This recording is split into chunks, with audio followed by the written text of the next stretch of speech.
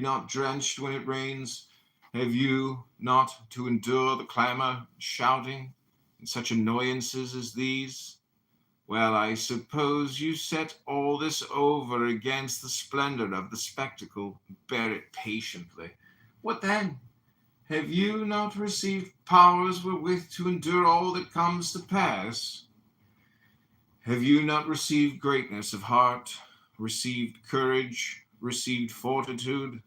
What care I if I am great of heart, for aught that can come to pass?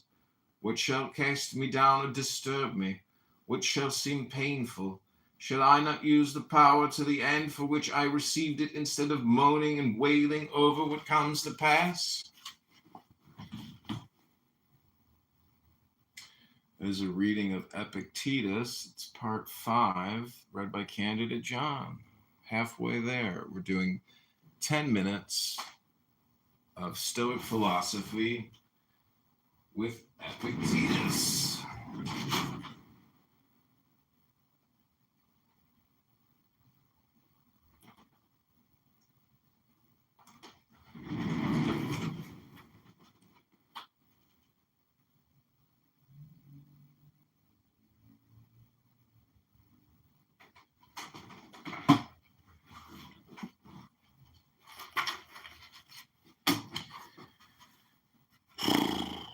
If what philosophers say of the kinship of God and man be true, what remains for man to do but as Socrates did? Never, when asked one's country, to answer, I am an Athenian or a Corinthian, but I am a citizen of the world. He that hath grasped the administration of the world, who hath learned that this community, which consists of God and men, is the foremost and mightiest and most comprehensive of all, that from God have descended the germs of life, not to my father only and father's father, but to all things that are born and grow upon the earth, and in an especial manner to those endowed with reason, for those only are by their nature fitted to hold communion with God, being by means of reason conjoined with him. Why should not such an one call himself a citizen of the world? Why not a son of God? Why should he fear aught that comes to pass among men? Shall kinship with Caesar or any other of the great at Rome be enough to hedge men around with safety and consideration, without a thought of apprehension? While to have God for our Maker and Father and kinsman, shall not this set us free from sorrows and fears?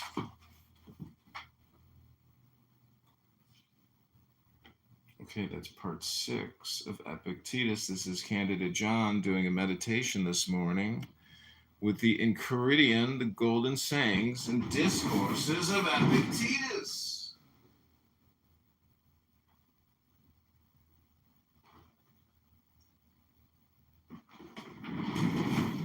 Okay, this is part 7.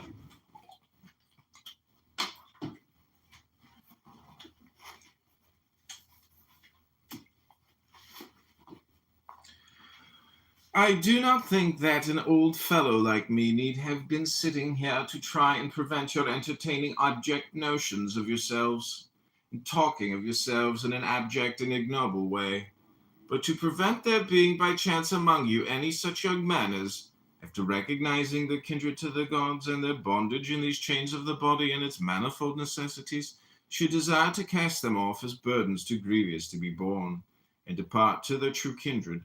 This is the struggle in which your master and teacher, were he worthy of the name, should be engaged.